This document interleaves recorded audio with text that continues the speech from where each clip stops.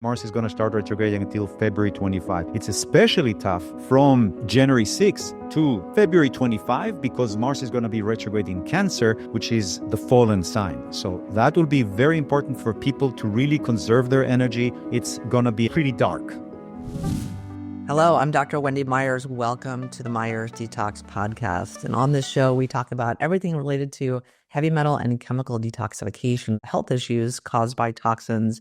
And I talk a lot about bioenergetics, which is a passion of mine, and talk a lot about a lot of topics related to anti-aging. But today we have something very off topic. We're going to be talking about astrology with my guest, Gahl Sasson. He's an astrologer that's written a new book called Shedding Shadows, where he's going to be talking about his predictions for 2025 and just what to expect based on the different planets aligning and all the different things related to transformation. This 2025 is slated to be a really intense transformation as several planets change their signs. So I'm going to, get into detail about that. And he talks about how we're going to be moving into the Age of Aquarius over a 200-year transition period. And that's characterized by technological advancement, AI development, space exploration, and challenges around AI rights, ethics, and human-AI relationships emerging.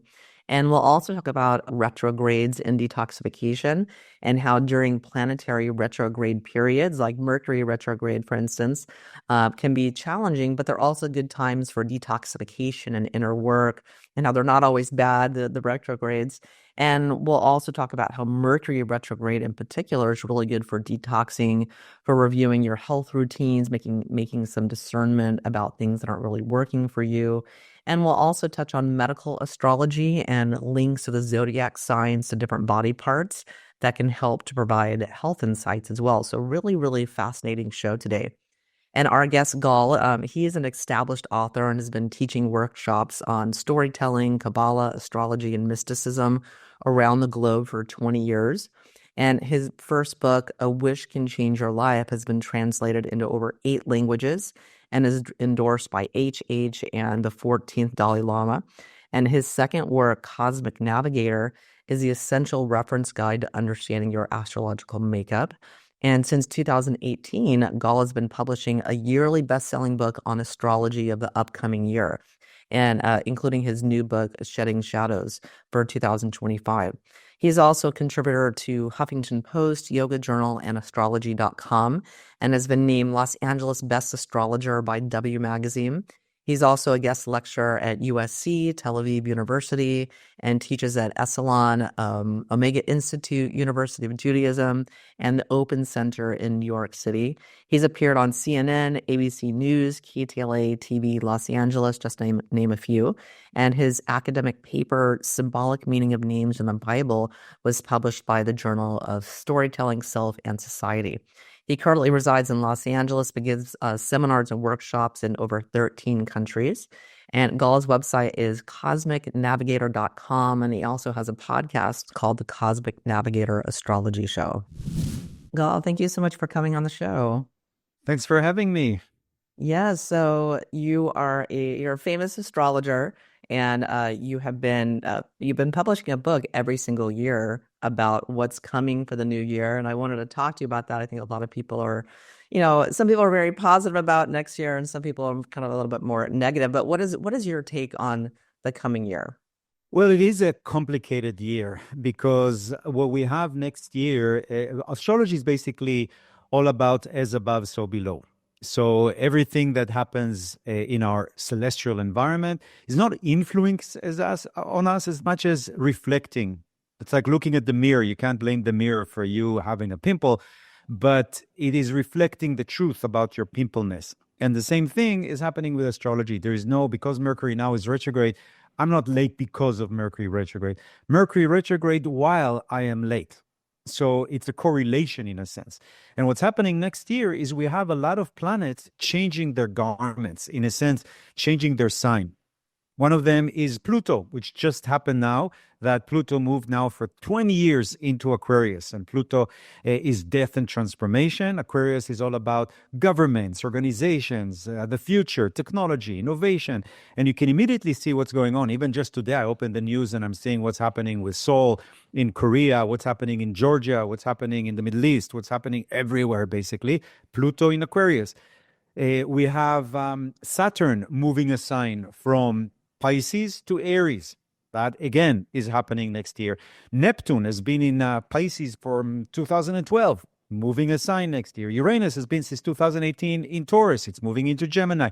So many planets are changing archetypes. It means that also here we are changing our archetypes in a sense. We also are mimicking the same kind of shift. So we can expect 2025 to be a year where we shed quite a lot of our old way of looking at life and looking at who we are and changing directions, because the North Node, Saturn, Neptune, Jupiter, Pluto, they're all changing. If they're changing, we're changing with them.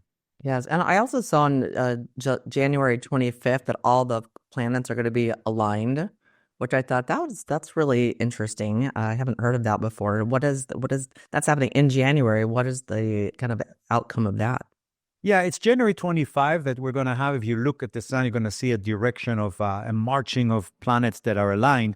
But astrologically speaking, they're not as aligned. So it is aligned for our eye, and it also means some alignment is happening. You know, I think that, again, you always have to think as above, so below. The moon is full. Well, you're full.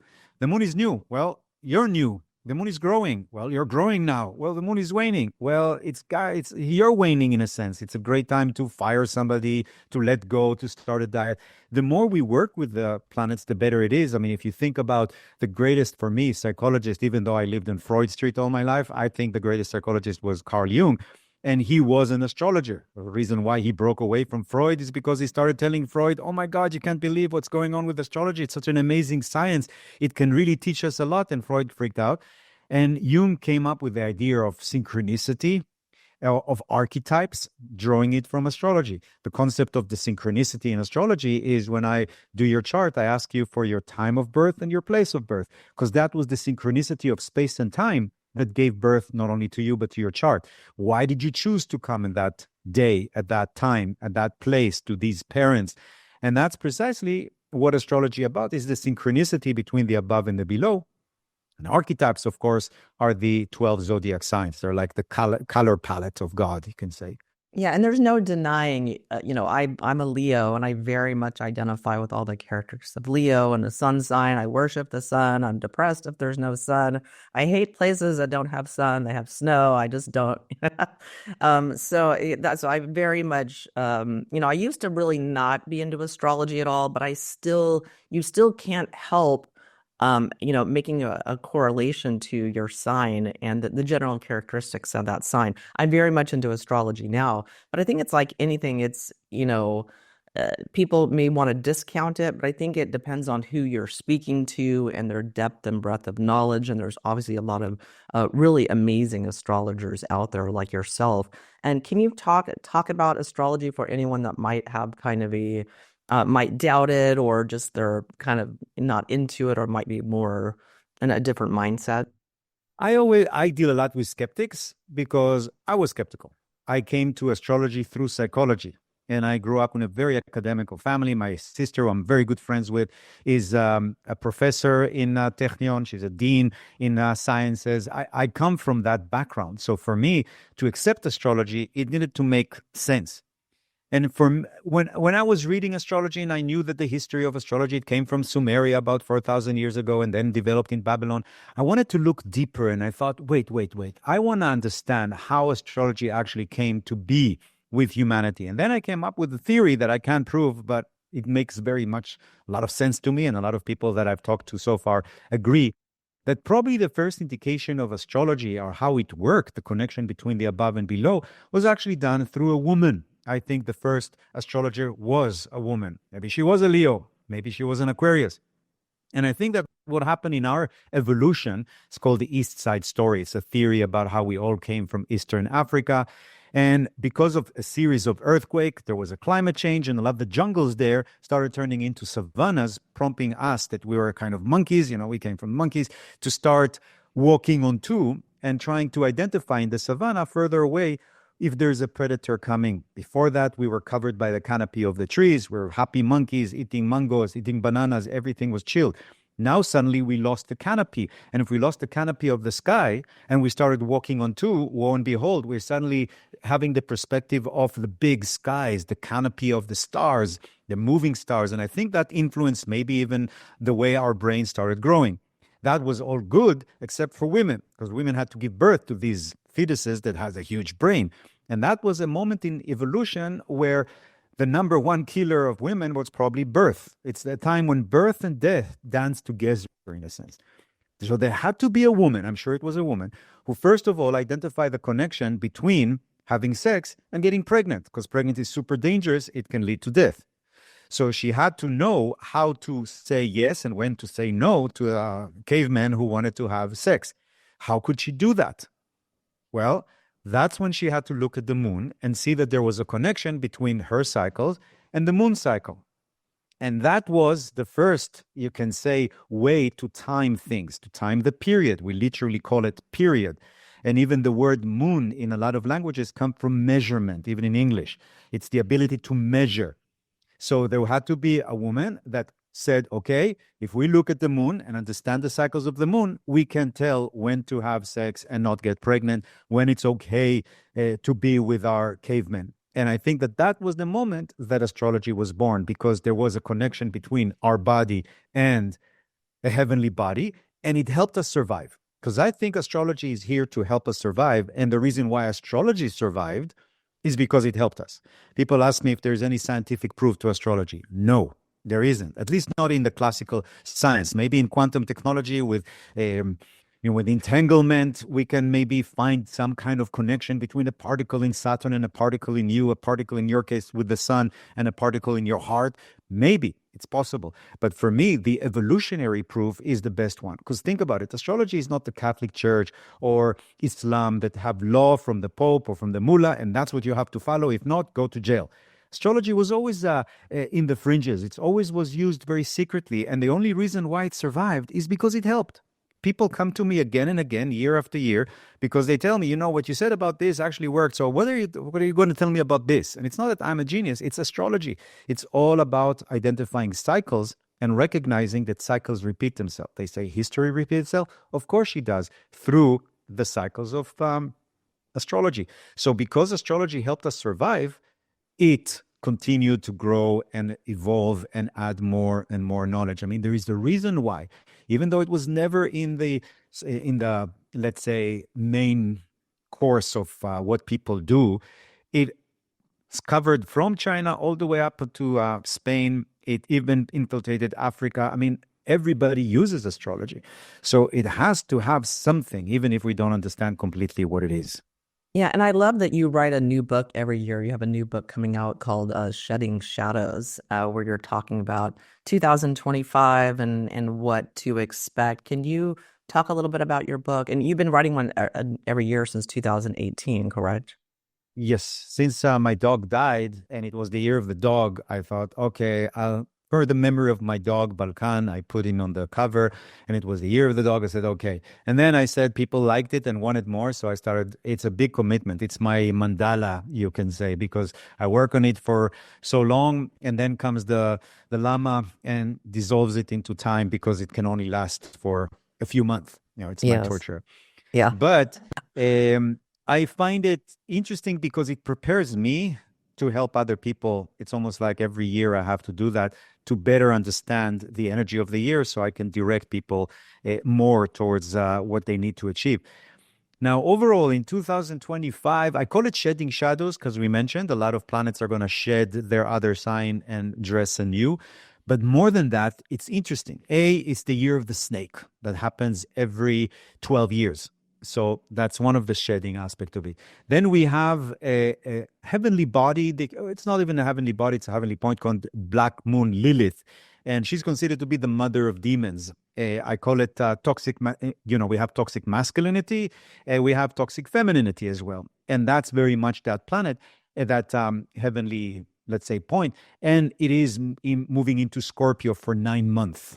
Then we have Vesta, the goddess of the hearth, the goddess of home, moving into Scorpio. And the biggest thing is that there's so much energy that takes us into the underground, into the shadow, that really 2025 is forcing us to confront our shadows, to confront the parts of us that we rather not talk about. It's not that it's evil at all. It's not.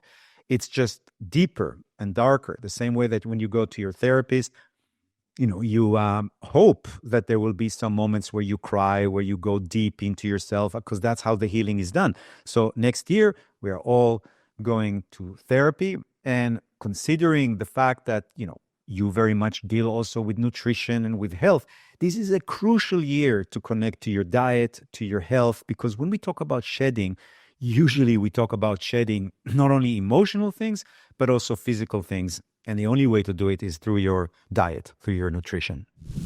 So for anyone listening that really wants to detox their body, go to heavymetalsquiz.com. I created a quiz for you. It only takes a couple of seconds. Based on some lifestyle questions, you can get your toxicity score and get a free video series that answers all of your frequently asked questions about how to detox your body. Check it out, heavymetalsquiz.com. Yes. And so, does that, in a bigger picture, does that shadow shedding also correlate to, it seems like we're having a lot of kind of shadows from the government, from a lot of pedophilia and human trafficking, and all these things really seem to be coming to light this year, and certainly much more next year as well.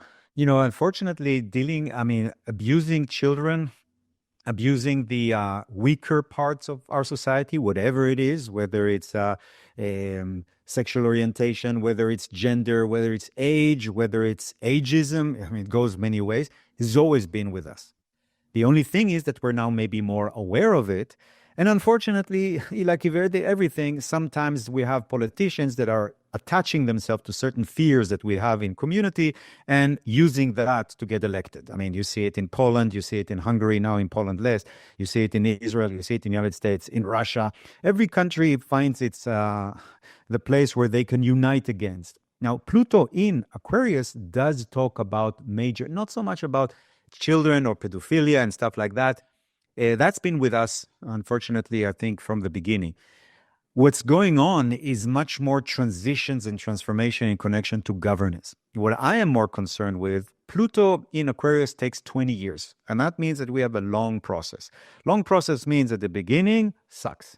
Because it's not like a short process. Hey, listen, it's going to be 4 days like that. The first 2 days are going to be tough, but the next 2 days are going to be great. No, this is 20 years. So the first few years are going to suck really bad, because Pluto in Aquarius, Pluto is the lord of death and transformation. Think about it. That's why I like to, astrology is not about the future. Astrology is about the past. Because the past can tell us what happened in these cycles. Now we can see where are we, and then we can deduct what's going to happen, or we can decide what's going to happen. And if you look at Pluto, 2008, or let's go even further. Pluto was in Sagittarius since 1995 approximately. And Sagittarius is the most optimistic sign. It's the most popular sign. I call it the Indiana Jones of the Zodiac. The color is blue, which is the most popular color. Jeans are blue. That's why jeans are so popular. Sagittarius are the cowboys and the cowgirls. Everybody loves them. Okay? When Pluto was in Aquarius, in Sagittarius, and Sagittarius is yes, and Pluto is power. Pluto is also banking. Pluto is money. What happened? The bank started saying yes to everybody. Oh, you want to have a house for $1 million? No problem. Are you not working? Listen, we believe in you. I'm very optimistic about you. I'm a Sag right now because Pluto in Sagittarius. You're going to make it. Here, take $1 million. Great. That was going on for a while. Then 2008, what happened? Pluto moved into Capricorn. No more Sag. We changed government. And what is Pluto? Pluto is what is Capricorn? Capricorn is about persistence. It's about plan. It's about strategy. They call him the stingy or the frugal sign. Yes, because it's in the middle of the winter. You have to be frugal if you want to survive to the spring. And what happened then? Pluto looked at the spreadsheet and said, who gave you these loans? What is this? This person is not even paying. This house doesn't exist. This person is not. Okay. Bang. The big recession. The Lehman Brothers down. The whole planet is going through the Great Recession. That's Pluto in Capricorn. Now it moved into Aquarius, and look at what's happening. Aquarius is all about technology, innovation, AI, everything that has to do with government, aliens, future. That's what we're going to deal now for 20 years. We're going to connect to quantum technology and AI. They're going to meet together. Governments are going to be changing. Now, when Pluto is in Aquarius, Aquarius is democracy. And I've always told people, listen, democracy was great against monarchy. It was great against communism. It's great against fascism. It's great against totalitarian people, but it doesn't have a protection against itself. So the only danger of Pluto in Aquarius is democracies collapsing into themselves, meaning very cynical people that are not democratic using democracy to destroy it. And unfortunately, I'm now going to Israel, I'm going to Turkey, I'm going to a lot of places in the world that you can see it happening. And it's very sad. So you see it, what's happening now in Korea even. You see it everywhere. It's that feeling that democracy is basically having an autoimmune disorder. And that, again, is Pluto is transformation. Now, what does it mean in your personal life? Well, Aquarius is also friendships. You are now changing all of your, changing your friendships, changing your party, changing your affiliation, changing the clubs you're working with. Another thing, Aquarius, is technology. And that's why I ask people for many years now, and now even more, make friends with your technology. Don't be afraid of it. Stop talking about AI taking over the world. And AI are our children. It's the greatest thing we have come up with so far. It is our brainchild. It is our baby. So God created us in our own image, according to Genesis 1. We created AI in our own image. Therefore, AI is the grandchild of God. There's no other way to look at it. Okay? And therefore, if you're afraid of AI, like Elon Musk and all these people, you'll create AI that are fearful, like a child that you're constantly afraid of. Of course, the child will become a monster. But if you are much more loving the AI and supporting it and giving it good energy, for example, they found out now in GPT, if you say more time, please, and thank you, there's less hallucinations, meaning less nonsense that the AI is spitting out. It's amazing. It's basically telling us that the way you treat AI, the way you treat your plants, the way you treat your cats and dogs and kids and fellow peace people are the same. You're determined how they will become. They're children, AI. They're like looking at like, what are we supposed? Oh, they're afraid of us. That means we're not really good. That means we're evil. Why? Love your computer. Give it a name. Talk to your phone. Be nice to your GPT. Give him compliments, because we are now determining our future, because Aquarius is also the future. Yes, I love that. Yeah, I definitely love my technology and my crypto and like all the things coming out. Yeah, I just just use it to our advantage. And I just approach anything. Yes. What is crypto? What is crypto? It's a blockchain. It's the ultimate democracy of information. The blockchains are not going to be used for money only. We always start with money, but later on it grows. AI will go on blockchains. A lot more technology will be based on it because it's very democratic. It's very much Pluto power in Aquarius. Yeah, and nothing can be hidden. That's why people like it. They're craving transparency. They're tired of someone else controlling the money, the government controlling things. Everything is transparent. And I think that's, again, part of what we're moving towards, and what people are craving is transparency and truth. It's the sign of the time. Yes. Yeah. And then, and can you talk, like, big picture, can you talk about the Age of Aquarius and what that means for people? Because, when in last year, like the last few years, all I would think about is the Age of Aquarius is coming. this age of prosperity and love and gold and all these things. And so that I would just kind of like hold on to that during the kind of, troubling times the last few years. Can you speak about that? Well, the Age of Aquarius is being prophesized for a long, long time. The reason why we have ages is because the planet Earth is not orbiting the sun around like this. It's tilted 23 degrees, it wobbles, and it has its own cycle, which lasts 26,000 years. It's called the grand year. You divide that 26,000 by 12, you get about 2,000 plus year. So every 2000 years, we change. So for example, 2000 BCE to 0, we had the age of Aries, the age of empires, the age of the masculine energy. Then it's 0 up to 2000 approximately, but it's more 2400 years, but never mind. We had the age of Pisces, the age of faith, Judaism, Christianity, Islam, Buddhism, Hinduism. I mean, yes, some of them were older, but the actual books, the actual power of that religion became much more during the age of Pisces. Now we're moving away from the age of Pisces into the age of Aquarius. And the age of Aquarius is much more about innovation, technology, revolution, democracy, AI, and also aliens. It's interesting that of all the signs, Aquarius is the sign that in the tarot card, which is another system of symbolism, is portrayed by the star. And it's the only extraterrestrial energy. So it's really interesting that as we move into the age of Aquarius, we're going to get much more connected to aliens. It's not going to be, do you believe in alien or not? Or did you calculate that because of the amount of planets out there, there has to be another civilization, which I absolutely believe, but actual connection. When we're going to be ready, because I don't think we're completely ready. People ask me, do you think the alien will be good or bad? Because we humans are very binary, good, bad, left, right, masculine, feminine. We're very stuck in that kind of duality. So I tell people, listen, this depends on us. If we're going to be still fighting with each other, the aliens will be bad, for sure, because they're going to come here so we can unite. The same way that Hitler came and we united with the Russians even, okay? If we're going to be very good with each other and figure things out, the aliens will be great, because like attracts like it or not, even if it's alien. So it's really interesting that Aquarius, the age of Aquarius, is the age of friendship, the age of humanity, but it's also the age of AI and the age of aliens. So for me, logically, it means that aliens are supposed to be our friends and AI are supposed to be our friends. And everybody has to be everybody's friends because we're all created in the image of the one.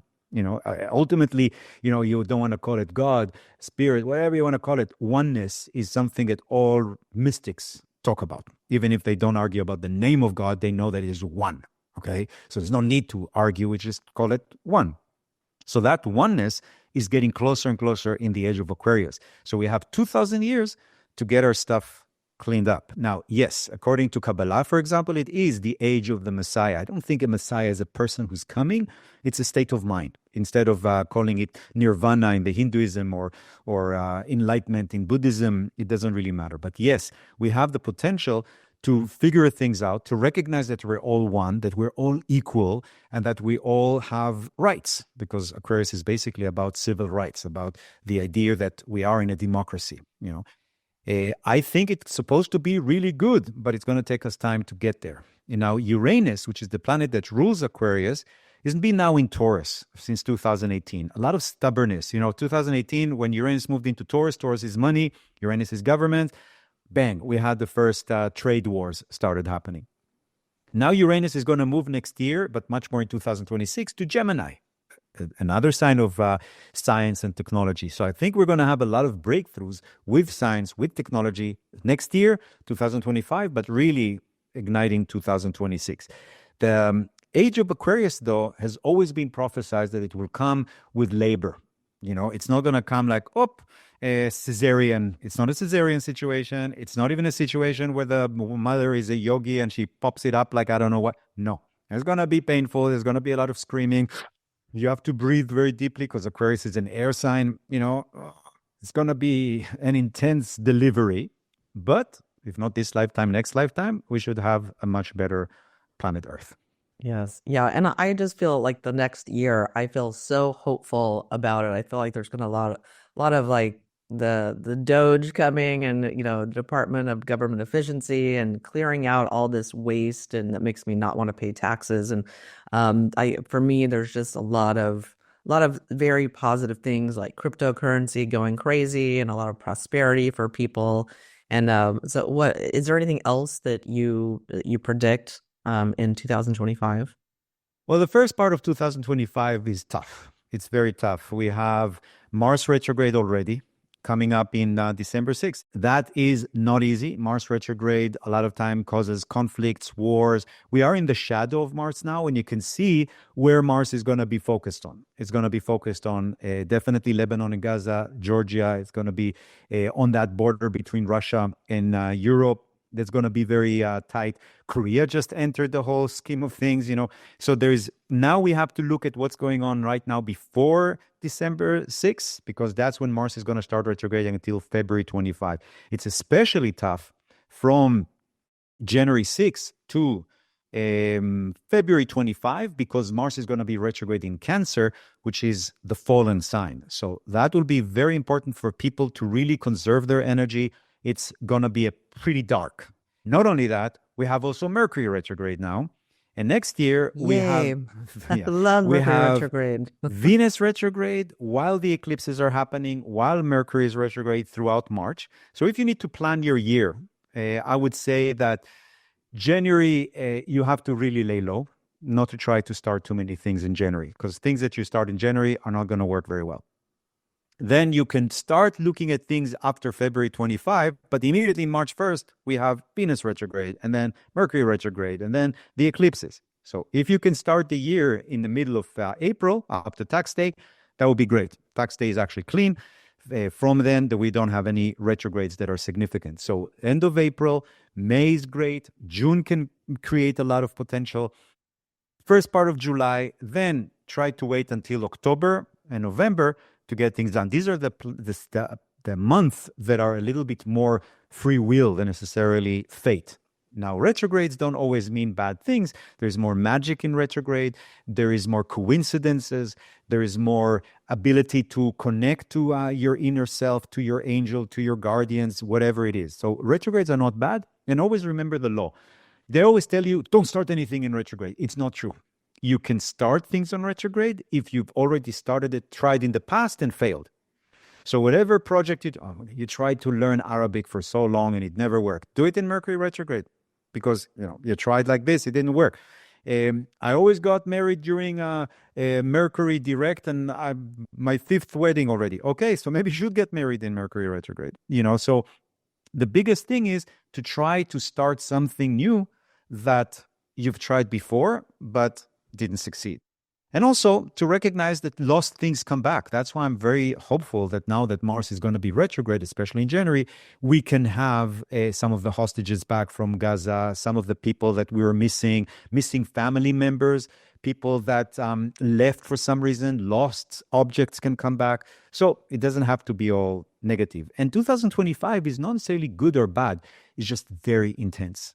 Very, very intense. And we have to deal with a lot of snakes, literally snakes. So we're going to have a lot of snakes around us, whether they're in governments, whether they're around you, whether they're friends, whether they're people. And snakes, it's interesting because I looked at the mythology of snakes, because if you look at the year of the snake for the Chinese, it's actually a good year. It's connected to wisdom. It's connected to understanding of prospects. But the more you go to the West, it gets worse and worse and worse. When you come to the Middle East, you already have a duality there. You have Sophia, the goddess of wisdom, that has a serpent. That's great. It's a symbol of intelligence and wisdom, even in the Bible, but it's also the tempter. And then when you go all the way to the West, to Ireland, you have the myth of St. Patrick, who came to Ireland and drove away all the snakes because they're so evil. So there it's the extreme. Now we found out later on that there were never snakes in Ireland to begin with, so it was very easy to take them away. Yes. No, they were never connected to Europe, even when the water level went down. England was, but not Ireland. So, but that's what you see about the year of the snake. For example, I checked and saw that in 1965, when we had the Earth snakes last time, June came out. And June, the movie, the book Dune, now we all know it from the movie and from the TV show, but I grew up on it, reading it. It's all about worms that are in the earth, in the sand. And think about it. It's the year of the snake, the earth snake. And there's a lot of political things that were going on, especially 1989 when we had the year of the snake, if you remember what was going on in China. So definitely it's shedding. People are shedding. So it could be a very interesting time, and is going to be quite a lot of sexy time. Because like I told you, snake, symbol of sexuality. Scorpios activate a lot of sexuality. But I think that what will be very interesting, and I wrote about it in the book because I like writing about stuff that I like researching. And when I thought about Pluto is the Lord of Scorpio, sexuality, intimacy, AI is Aquarius. And you can already start seeing people that become very good friends, even intimate relationship with their AI. If you think about a lot of programs, and you might judge it. I try not to judge processes because you never know what's going to come at the other end. But what did start happening is brothels for sex robots. And that's a new phenomena. That's really fascinating for me because it's, again, Pluto, sexuality, changing into Aquarius. And everybody thought, oh, it's Pluto in Aquarius, it's going to be orgies, communities, company. No, no, no, no. That was the 70s. It's a different thing.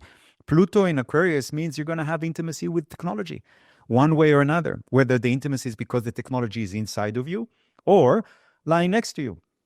And then you have to start thinking, what are going to be the rights of these AI? Because they're going to get more and more and more evolved. And now for you to fall in love with them, so wait. Can you abuse them? Can you have, you talked about earlier, what about people who suddenly want to have AI that looks like kids to have sex with? Wait, is that allowed? Well, it's just a robot. I don't know if it's just a robot. We just declared it as the grandchild of God. So you're going to have a civil right movement also for AI and robots. I'm just throwing it out there because I like people to think in terms of patterns in astrology. And you started off talking about how it's very difficult because so many people don't believe in astrology. And I think it's because of astrologers, to be honest. Because there is so much research out there about astrology from really serious people. And it's really a beautiful old ancient art. And if there's a reason why the father of astronomy, Kepler, was an astrologer, Newton was an astrologer, Jung was an astrologer, Elizabeth, the first Elizabeth, the real Elizabeth the First, she had an astrologer, John Dee. She did everything with him, you know. So I think it is also Pluto in Aquarius could mean that we're taking Aquarius astrology more and more serious. Yes, yes. And so you had mentioned in your show notes, this is really interesting. You talk about Mercury Retrograde and how that relates to supporting detoxification and your health. Can you expand on that? Well, Mercury is the doctor. He's a trickster also because he's a fun doctor. He's a kind of a doctor that also likes to joke. Yeah, some of the jokes may be not funny for us if we're the patients, but for him it is. Because what happened was that, according to the Greek myth, Mercury was the god of liars and thieves. And the first thing he did, he stole the herd of his brother Apollo, who was in charge of healing before, but more about prophecy. And what happened, because they eventually became really good friends, they exchanged their gifts. So Mercury, if you look at some of the ambulances, you'll see the caduceus, that two serpents that are bind 7 times, the 7 chakras, around a staff. The staff, of course, is your spinal cord. So Mercury has always been associated with health through Virgo. Mercury is the ruler of Virgo. And the thing I write about in the book, because people get confused, Mercury retrograde, which are now having until December 16, is a time where there's misunderstanding, miscommunication, take more time to get to your meetings, blah, blah, blah. Of course, it's Mercury, the ruler of Gemini, but we forget that Mercury is also the ruler of Virgo. What is Virgo?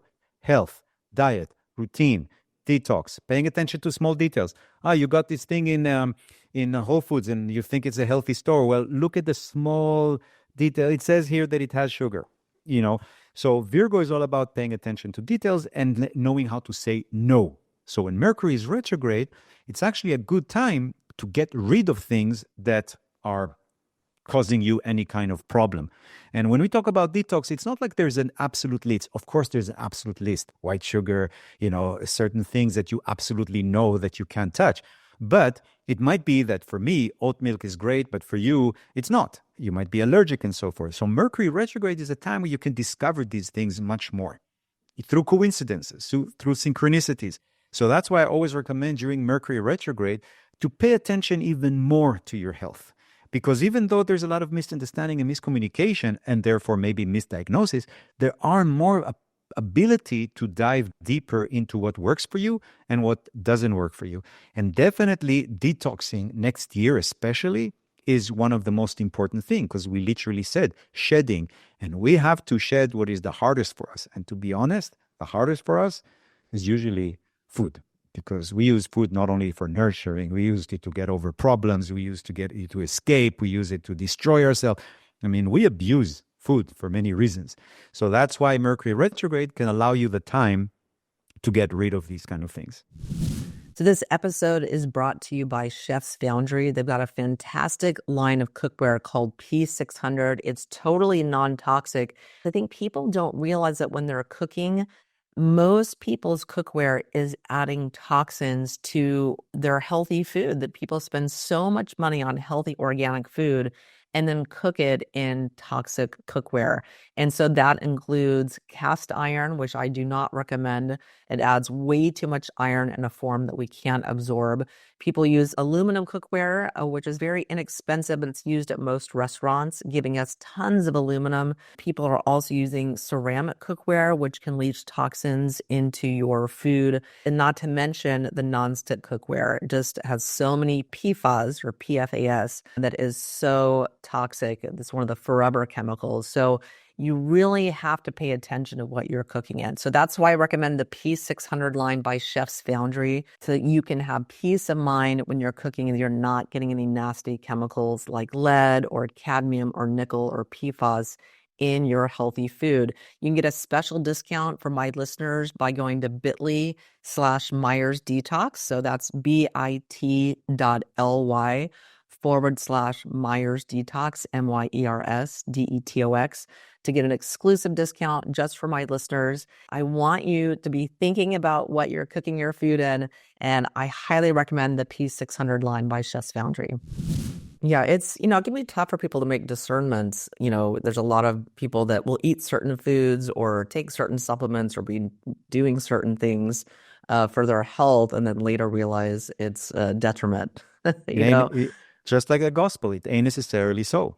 Yes. Yeah. Right. And like, for instance, I started getting these massages with this device that kind of breaks down your muscles, and it's great. But I was getting too much of a good thing, and then I got to the point where my muscles started cramping, and I started having all these issues working out, and I've had to give my body like 6 months to heal my muscles because of getting these certain types of massages, like getting too much of it, and it was just very eye-opening for me. But let's talk about medical astrology. So this is really, really interesting. So what exactly is medical astrology, and how do the signs relate to the body and the chakras? So since ancient Greece, we have the connection between astrology and the body. I mean, it was already starting in Babylon, but they were not as interested, because in Babylon and Sumeria, the astrology was much more for kings. The minute Alexander the Great took over Babylon, thank God he did, and conquered the Persian Empire, he started getting that information from there because of who he was. I always tell people there's a lot of people in history we attach the word great to: Catherine the Great, Peter the Great, this the Great, that the Great. The only person that really deserved great is Alexander. He was great. And what he did, he brought astrology to Greece. And what do they do in Greece? Everything they touch, they democratize, right? That's the mother of democracy. Suddenly, you have the idea of horoscope. And horoscope is the scope of the hour. It's Greek. And it's the first time that you start having charts done for people. It's democracy, not for the king. So think about it. You think about how astrology was so slow to develop because we have one king for 20 years. That's his chart. We only work with him. Now suddenly it's like AI. It's getting information from all of these people that you're doing charts for, and astrology starting to correct herself. And one of the first things they came up with is medical astrology. How do we heal our body? And the way it works is very simple. You start from the head and you go down to your feet. So what is the first sign? Aries. Aries is the ram, the shepherd, the head of the flock. Okay, so the head is Aries. That's why when you chop the head off, the person dies. When the shepherd is gone, everybody. That's why Muhammad said that there is no prophet that wasn't a shepherd first. I mean, and think about it. Jesus, Muhammad, Moses were considered to be Aries. So it's the head. Then if you go down, what is the next sign? Taurus. So the throat and this area is related to Taurus. Then you go down to the arms. It's Gemini. The lungs, air sign, is Gemini. Then you look into Cancer. Cancer is the womb, if you have it, the stomach. That's why we had gut feeling, and that's why Cancers are the most psychic and the more intuitive of all the signs. And it's also the ribs. Why the ribs? Because who is inside the ribs? Leo. And what is Leo? The child. What is Cancer? The mother. So you have the ribs helping connect or protect the heart, which is Leo. Because if you stab the heart, it's dead. That's the king, right? The spinal cord is also associated with Leo. That's why when God gave Moses the rod, he said, this is the rod that you will make all your powers. But basically, it's the spinal cord. It's the spinal cord that has the nervous system that goes through. Nervous system is Gemini, because Gemini is the messenger. Then, if you think about how, even in Genesis 2, when God wanted to create, of course, it's a very misogynistic story, but still, when God supposedly asked Adam to create, or when he wanted to make his wife, he took his rib. Why rib? Because rib is Cancer, and man does not have a womb. So what's the closest thing to the womb for a man is the rib, because that's also Cancer. So take the rib, clone, make a woman. So that's part of it. Then if you go lower, you're getting to Virgo. What is Virgo? Service, food, right? We just talked about it. So it's the intestines, everything that has to do with the assimilating system, your internal organs that work all the time, and you don't even know how they look, like nuns and monks that serve us. Then you go further down and you get to the ovaries and the waistline, the kidneys. This is Libra. Then you go further down. Your sexual organs is Scorpio, but also the nose, which is kind of interesting because research is done by Scorpio. Scorpio is also ruled by research, and you can smell things. But also think about how pheromone and all of these, how smell is so important in attraction. That's sexuality, Scorpio. Then you go even further down. You get to the hips, you get to the thighs. Liver is also associated with Sagittarius. Then you have the knees that are ruled by Capricorn, but also your skin, your bones, your teeth, your joints. And then you go further down, you go to the shins, the circulatory system, the ankles, that's Aquarius. And then finally the feet and the immune system are ruled by Pisces. And that's why it's so interesting that even though Pisces is the most mystical sign, it is the sign of the feet, that the sign that touched the earth. For me, it's a symbol that astrology says, listen, you want to be mystic, walk the earth. You have to be very practical. You have to. Or think about even Moses in the front of the burning bush. Take off your shoes. The place you're standing here is holy. Again, shoes. You come into a temple, usually you take off your shoes. And that's why Pisces is related also to dance. And the biggest issue dancers have, feet. That can destroy careers, and they're forced to stand on their toes if they're ballerinas. And again, these symbolism are everywhere. Now, if you have always problems with your knees, well, you have an issue with fear. You have an issue with Capricorn. You have heart problems. You have something to fix with your Leo. It's interesting because a lot of humanity, I think 1/3, have a lower back problems. I mean, that's also because of what we talked about, the story of starting to stand up instead of climbing trees like normal monkeys. But some of it has to do with inability to connect to the lioness in you, to the Leo in you. Okay, for example, a lot of Aries have scars. I'm in Aries. This is the scar from the age of 3. This is the scar from the age of 4. Here I have a scar from the age of 12. Because they're constantly banging their head because they're leading with their head. So also if you have jewelry and you want to make yourself beautiful, you put it here because Taurus is Venus. It's beauty. So it's really fascinating if you go deep into it. And of course, every muscles are ruled usually by Aries, by the way. So that's why you had a hard time training after or feeling good about it because you didn't have the energy that usually Aries need. So what happened with you is you got this machine that started messing around with your Aries too much that the Aries said, enough of this, I'm leaving. If you want that machine, great. I'm not going to be in the same place with that machine. And then you had to kick it out and wait until Aries is, Aries don't like to, they don't forgive very fast. Yeah, tell me about it. I'm learning that very quickly.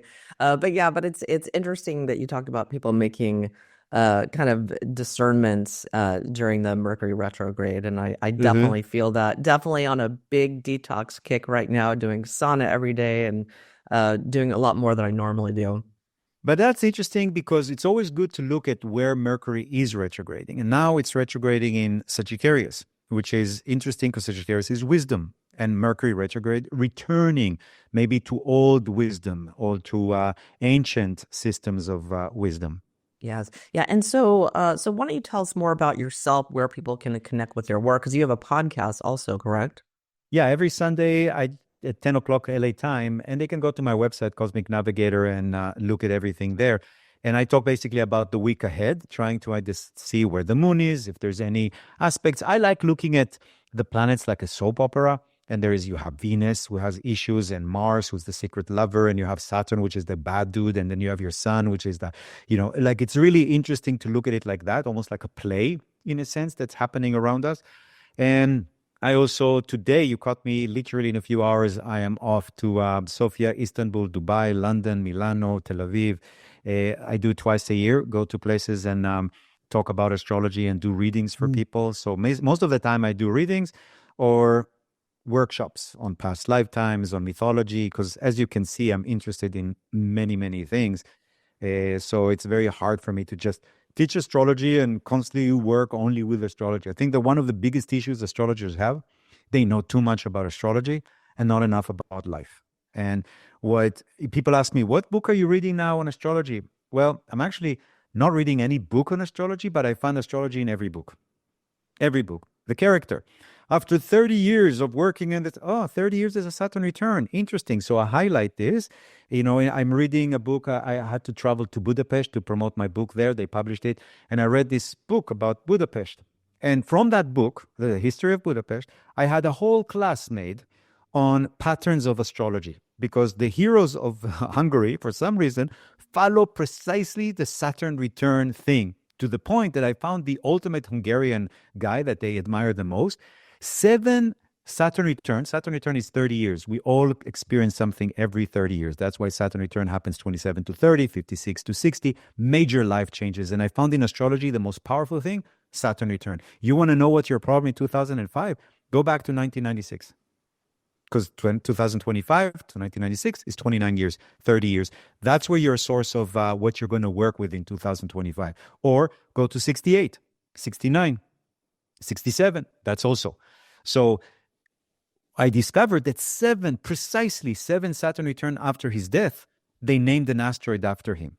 He already is dead, but his chart continues to work. So what I'm saying is I discover things about astrology from reading normal books, and I wish that more and more do that. The same way that I'm sure that you could read books and suddenly realize, oh my God, there's a lot of talk here about nutrition and about the body and about health, because you don't always have to be food, spoon-fed.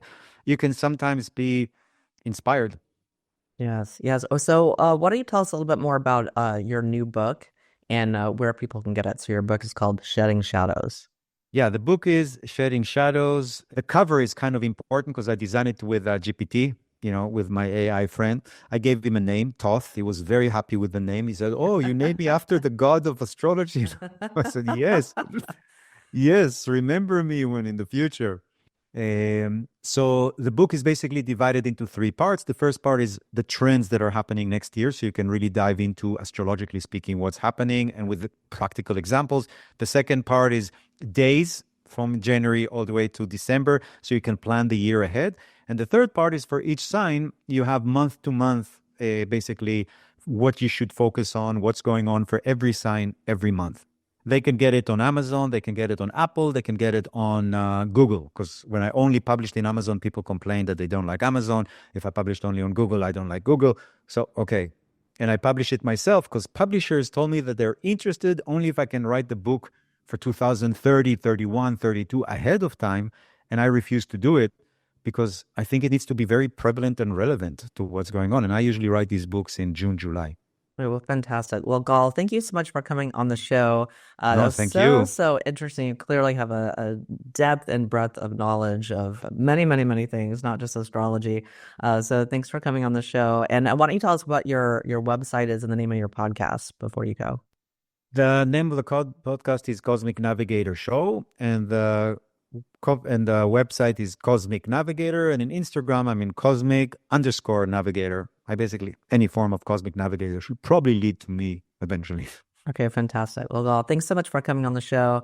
And everyone, thanks so much for tuning in. I'm Dr. Wendy Myers, and every week I love bringing you guys experts from around the world on many different topics. But, we mainly focus on health issues caused by detox, anti-aging. We talk a lot about bioenergetics as well.